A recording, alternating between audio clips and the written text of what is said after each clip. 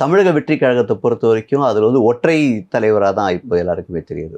ஒரு வகையில் பார்த்தா. ஏன்னாக்கா விஜய்க்கு அப்புறம் அங்கே யாருமே நிகரான தலைவர்கள் யாருமே இல்லை.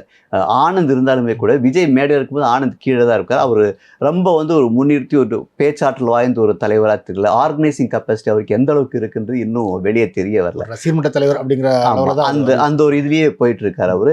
அவர் வந்து அரசியல்னா கூட அது வந்து பாண்டிச்சேரியில் புதுச்சேரியில் தான் அவர் அரசியல் பண்ணியிருக்காரு. அதனால அவருக்கு அரசியல் அனுபவம் நமக்கு தெரியல. அப்படிங்கும்போது விஜய்க்கு வந்து ஒரு இரண்டாம் கட்ட தலைவர் ஒருத்தர் வலிமையான ஒரு இரண்டாம் கட்ட தலைவர் தேவைப்படுது.